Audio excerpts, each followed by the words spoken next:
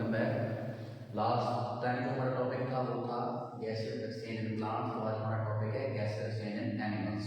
ठीक है, और एनिमल्स में हम लोग ह्यूमंस को पढ़ेंगे कि ह्यूमंस के अंदर गैसेस एक्सचेंज किस तरीके से होता है, तो उसको स्टार्ट करते हैं। गैसेस एक्सचेंज इन ह्यूमंस में सबसे पहले हमारे पास आता है एयर पैसेज वे, कि अगर हम इसको ट्रांसलेट करें तो हमारे पास आ जाएगा आसान लफ्ज़ों में हवा का दाखिली रास्ता। मीन हमारे यहाँ जो है वो गैसों का तबादला होता है ह्यूमंस में, तो किस तरीके से जो ऑक्सीजन अंदर जाती है और किस तरीके से कार्बन डाइऑक्साइड बाहर वापस आती है, ये हम लोग डिस्कस करेंगे। अब इसमें हमारे पास है एयर पैसेज और दूसरा हमारे पास लंग्स। तो आज हमारा जो टॉपिक है वो है एयर पैसेज। एयर पैसेज को स्टार्ट करते हैं। ठीक है, एयर पैसेज में हमारे पास सबसे पहले आता है नोज। ठीक है, जैसा कि यहाँ पे हमारे पास डायग्राम है, यहाँ पे हमारे पास सबसे पहले आता है नोज। ठीक है, और यहाँ पे जो कैविटी है, ये जो स्पेस है नोज के अंदर, इसको हम लोग कहते होते हैं नेजल कैविटी। जैसे जैसे हम लोग टॉपिक के आगे बढ़ते जाएंगे, हम उसी तरीके से इसको लेबल करते जाएंगे। हमारे पास है नोज। नोज है हमारे पास, it includes nasal cavity. It includes nasal cavity, इसके अंदर नेजल कैविटी है। It opens to the outsides of the opening or nostrils. इसके अंदर जो ओपनिंग्स हैं, ये जो ओपनिंग्स है मेरे पास, अब उसमें इंटरव्यून है, और इन दोनों ओपनिंग को हम लोग कहते होते हैं नॉस्ट्रल। इसका मैं आपको बता देता हूँ। देखिए यहाँ पे आप जो है मुझे देख सकते हैं। देखिए यहाँ पे ये जो है मेरे पास, इसको हम लोग कहते हैं नेजल कैविटी। ठीक है, और इसके अंदर जो ये जो लाइन है दरमियान में, और इसको हम लोग कहते हैं नॉस्ट्रल्स। ठीक है, अब हम वापस आते हैं टॉपिक पे। अब इसका स्ट्रक्चर देखते हैं कि नोज जो है उसका क्या स्ट्रक्चर है। उसके नोज के स्ट्रक्चर में हम लोग देखें तो हमारे पास आ जाता है कि नेजल कैविटी है, उसको डिवाइड किया गया दो पोर्शन में। दरमियान में एक दीवार होती है, एक वाल होती है, जैसा कि हमारे पास यहाँ पे है। ठीक है, इस लाइन के जरिए इसको नॉस्ट्रल और इस नॉस्ट्रल को जो है वो सेपरेट किया गया है। उसके बाद इसके अंदर होते हैं फाइन हेयर्स। फाइन हेयर्स का क्या मतलब है? क्या ये इस तरह की हेयर्स हैं जिस तरह के हमारे जो है वो सर के ऊपर होते हैं, हमारी बॉडी के ऊपर होते हैं, या इसका कोई और जो है मैकेनिज्म है, या इसका कोई और? इसको फाइन हेयर्स क्यों कहा गया, इसको हेयर क्यों नहीं कहा? फाइन हेयर्स नहीं कहा गया क्योंकि इसकी जो हमारे पास क्या होती है, लिमिटेड ग्रोथ होती है। इसका साइज और ग्रोथ जो है वो लिमिटेड होता है, ये मजीद तो ज़्यादा बड़े नहीं होते जिस तरह के हमारे बाकी बॉडी के हेयर होते हैं। उसके बाद इसके अंदर होती है म्यूकस। ठीक है, अब फाइन हेयर का क्या जो है वो हमारे पास फंक्शन है? फाइन हेयर जो है हमारे पास, वो हमारे पास क्या करते हैं, ट्रैप करते हैं, या हमारे पास कह सकते हैं हम लोग जो है वो रोकते हैं, स्टॉप करते हैं इसको, बैक्टीरिया को, या हमारे पास हम कह सकते हैं कि इसको करते हैं डस्ट पार्टिकल को। डस्ट पार्टिकल या बैक्टीरिया को ये क्या करते होते हैं, ट्रैप करते होते हैं, रोकते होते हैं। हेयर का ये फंक्शन है कि डस्ट पार्टिकल को और एयर को क्या करेंगे, ट्रैप करेंगे। उसके बाद हमारे पास आ जाता है म्यूकस। अब म्यूकस का जो फंक्शन बताया गया, ये बहुत ही इंपॉर्टेंट फंक्शन है कि ये क्या करता है, मॉइस्चर करता है, मॉइस्चर एंड वार्म एयर। ठीक है, moisture and warm air mean ये मॉइस्चर करेगा। हम सर्दियों में भी सांस लेते होते हैं, गर्मियों में भी सांस लेते होते हैं, तो जो बाहर से हवा आ रही है गर्मी में, जाहिर वो उसका टेम्परेचर ज़्यादा होगा, और जो सर्दी में हवा हमारे नेजल कैविटी की जा रही है उसका टेम्परेचर कम होगा। तो उस टेम्परेचर उसको जो उसकी जो टेम्परेचर की मेंटेनेंस है वो कौन करता होता है, हमारे पास म्यूकस करता होता है। अब इसमें हमारे पास ये शॉर्ट क्वेश्चन बनता होता है कि म्यूकस का क्या जो है फंक्शन है, म्यूकस का क्या रोल प्ले करती है हमारे नेजल कैविटी के अंदर? तो मॉइस्चर करती है, और हमारी जो आने वाली ईयर है उसका टेम्परेचर मेंटेन करती है अकॉर्डिंग टू द बॉडी। उसके बाद नेक्स्ट हमारे पास आ जाता है फेरिंग्स। अब फेरिंग्स क्या है मेरे पास? फेरिंग्स एक कॉमन पैसेज है बोथ फूड एंड ईयर। अब फेरिंग्स जो है वो दूसरा पार्ट है। फेरिंग्स जो है वो नेजल कैविटी के बाद, ये मेरे पास है, ये वाला जगह है जिसको हम लोग कहते हैं फेरिंग्स। ये मेरे पास फेरिंग्स है। अब इसको क्यों कहा जाता है, जैसे common passage way of both food and air. अब ये जो मेरे पास है, ये मेरे पास है ओरल कैविटी,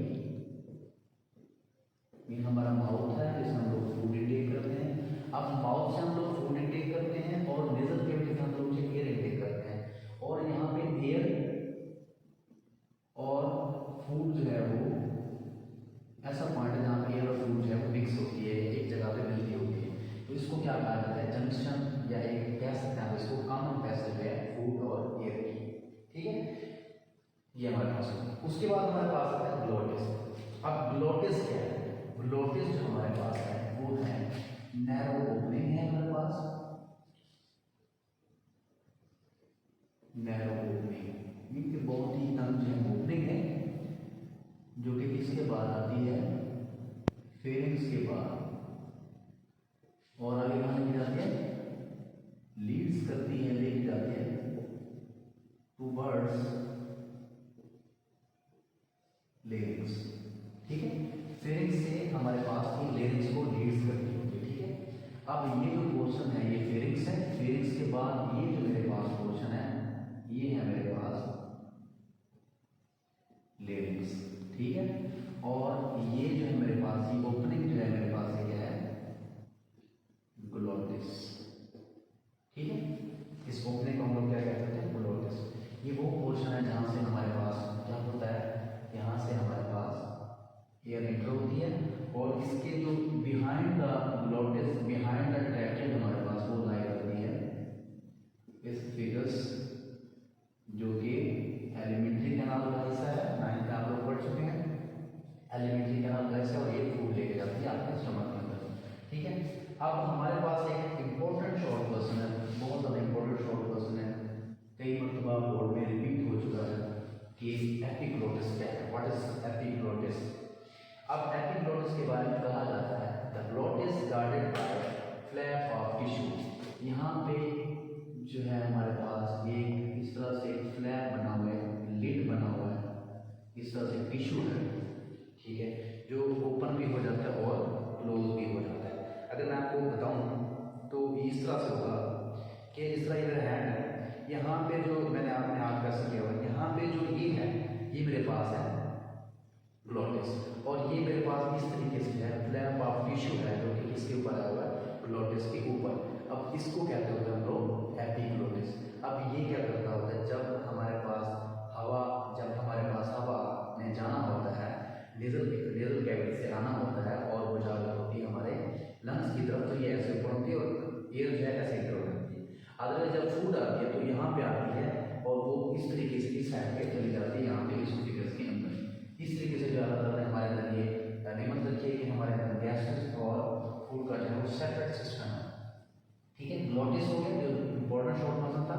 उसके बाद हम लोग 2-3 शॉर्ट क्वेश्चन और डिस्कस करेंगे और इस टॉपिक को वाइंड अप करेंगे।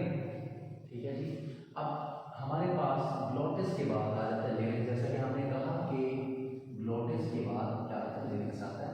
ग्लोटिस हमने कहा कि फेरिंग्स के बाद ओपनिंग है क्लोज, और वो लेरिंग्स की तरफ लेके जाती है। ठीक है, अब इसके बारे में एमसीक्यू बन सकता है कि which one of the following is known as voice box. तो आपको याद रखना चाहिए कि लेरिंग्स को हम लोग वॉइस बॉक्स भी कहते हैं। उसके बाद इसकी कंपोजिशन क्या है कि ये कार्टिलेज का बना होता है। अब यहाँ पे मैं एक इम्पोर्टेंट शॉर्ट क्वेश्चन लिखने लगा हूँ। देखिएगा यहाँ पे हमारे पास 2 तरह के शॉर्ट क्वेश्चन बनते होते हैं, और इसको समझने में अक्सर स्टूडेंट जो है वो मिस्टेक कर देते हैं।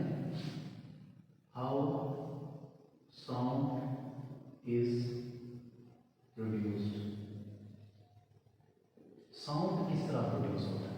देखिए, साउंड और वॉइस में डिफरेंट होता है। अब वॉइस क्या है? जो हम बोलते हैं, जो मैं बोल रहा हूँ ये वॉइस है। अब साउंड क्या है? वो कोई भी साउंड हो सकता है, वो वाइब्रेशन हो सकती है, उसको हम लोग क्या है साउंड कह सकते हैं। 2 pairs of fibrous bands called vocal cord stretch across the larynx, the vocal cord vibrate।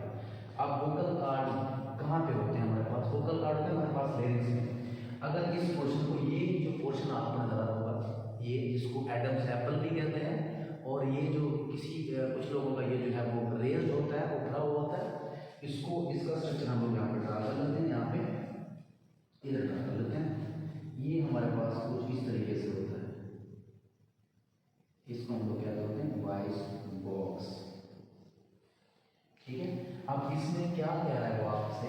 यहाँ पे देखें कि स्ट्रेच्ड होती है, फिब्रस बैंड क्या होते हैं? स्ट्रेच्ड होते हैं, ये ऐसे स्ट्रेच्ड होते हैं। ठीक है, अब ये क्या होता है? जब ये वाइब्रेट कब करते हैं? Cords vibrate when air passes through larynx. ये तब वाइब्रेट करते हैं जब हवा जो है वो लेरिंग्स से गुजर रही होती है। ठीक है, अब जैसे यहाँ से हमारे पास कोई भी गैस है बी के CO2 है जो इससे बाहर निकल रही है, और O2 है जो इसके अंदर आ रही है। अब इन गैसेस की वजह से क्या होती है, वाइब्रेशन होती है।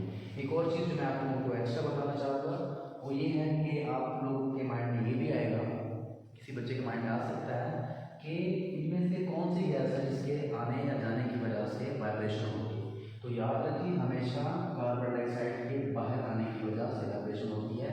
ठीक है, जिसकी वजह से आवाज़ बनती है, मीन की साउंड प्रोड्यूस होता है। ठीक है, इसकी वाइब्रेशन। अब ये जो मेरे पास फिंगर्स बैंड है ये ऐसे ऐसे वाइब्रेट करते हैं, इनकी वाइब्रेशन की वजह से साउंड प्रोड्यूस होता है। ठीक है, ये तो हमारे पास था लिरिक्स। अब इसमें एक और भी शॉर्ट क्वेश्चन है जो कि बहुत ज़्यादा इंपॉर्टेंट है। जैसे मैं पहले आपको बता रहा था, बच्चे जिन क्वेश्चन में कंफ्यूज होते हैं। दूसरा शॉर्ट क्वेश्चन है हाउ वॉइस इज प्रोड्यूस्ड। अब इसी क्वेश्चन की बेस पे ये भी आ जाता है कि लिरिक्स को why lyrics is called as voice box. आप क्या लिख सकते हैं कि लिरिक्स के अंदर वो पूरा पैराग्राफ लिखेंगे आपके लिरिक्स के अंदर जो है वो वॉइस बनती है, जिसकी वजह से उसको वॉइस बॉक्स कहते हैं। एक शॉर्ट क्वेश्चन ये हो गया हमारे पास, एक ये हो गया, एक ये हो गया। ये ऑलमोस्ट जो है वो 2 to 3 टाइम जो है वो रिपीट हो चुका है बोर्ड में। ठीक है, ये भी 3 टाइम बोर्ड में रिपीट हो चुका है। हाउ वॉइस इज प्रोड्यूस, आवाज़ कैसे बनती है, जैसे कि मैं बोल रहा हूँ तो ये कैसे बनती है। अब गैस्ट्रिक स्टेट की वजह से मेरे वोकल कार्ड्स के अंदर क्या होता है, वाइब्रेशन हो रही है। अब वो तो जस्ट वाइब्रेशन है। अब अगर मैं अपना जो माउथ है वो शट डाउन कर लूँ तो मैं नहीं बोल पाऊँगा। अब मैं बेशक जितना भी जोर लगा दूँ, ठीक है, मैं नहीं बोल पा रहा। अब क्योंकि मेरे अंदर गैसेस एक्सचेंज हो रहा है, वाइब्रेशन हो रही है, लेकिन मैं बोल नहीं पा रहा। अब वॉइस कैसे बनती है, वॉइस ऐसे बनती है क्योंकि आप लोगों के साथ लिरिक्स के आगे जो है वो बुक के अंदर जो है वो एक बॉक्स दिया गया है, उसके अंदर लिखा हुआ है कि कैसे वॉइस प्रोड्यूस होती है। वॉइस ऐसे प्रोड्यूस होती है कि जब वाइब्रेशन होती है उसके बाद हमारे चीक्स, हमारे लिप्स, हमारे टीथ और हमारी टंग जो है वो की रोल प्ले करती है आवाज़ बनाने में। ठीक है, और वो एक स्पेसिफिक साउंड जो है वो क्या करती है, प्रोड्यूस करती है। लास्ट में हमारे पास है ट्रैकिया। अब ट्रैकिया जो है इसको वाइंड पाइप भी कहते हैं, जैसे कि मैंने मेंशन कर दिया यहाँ पे। ट्रैकिया को क्या कहते हैं, वाइंड पाइप भी कहते हैं। ठीक है, और ट्रैकिया क्या है हमारे पास, ट्रैकिया एक ट्यूब है, एक हमारे पास नाली है जो कि कहाँ पे है, इन फ्रंट ऑफ एसोफेगस के बिल्कुल फ्रंट पे है। याद रखें कि ये मेरे पास देखिए यहाँ से यहाँ तक जो है मेरे पास क्या है, ये मेरे पास क्या है जी, ये जो मेरे पास बना हुआ है ये मेरे पास ट्रैकिया है। ठीक है, और ये क्या है, फ्रंट में है इसके एसोफेगस में। अगर आपसे वो पूछे कि एसोफेगस फ्रंट पे होती है या एयर पैसेज वे, तो आप उसे बता सकते हैं कि एयर पैसेज वे फ्रंट पे होती है, एसोफेगस उसके बिहाइंड होती है। ठीक है, अब ये चीज़ हो गया मेरे पास। अब इसको हम लोग इसके अंदर सी शेप कार्टिलेज होती है, यहाँ पे बनी में इसका स्ट्रक्चर मजीद है, इसको हम लोग देख लेते हैं। देखें इस तरीके से हमारे पास जो है ये हम लोगों ने वहाँ से इसको निकाल दिया। ठीक है, इसके अंदर हम देखें सी शेप कार्टिलेज कैसे होती है।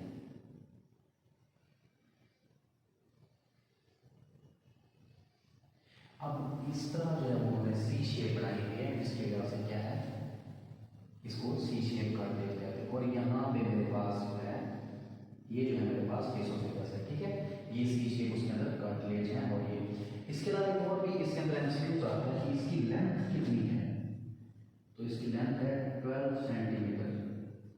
ये भी इंपॉर्टेंट एमसीक्यूज है, इसकी लेंथ कितनी है 12 सेंटीमीटर।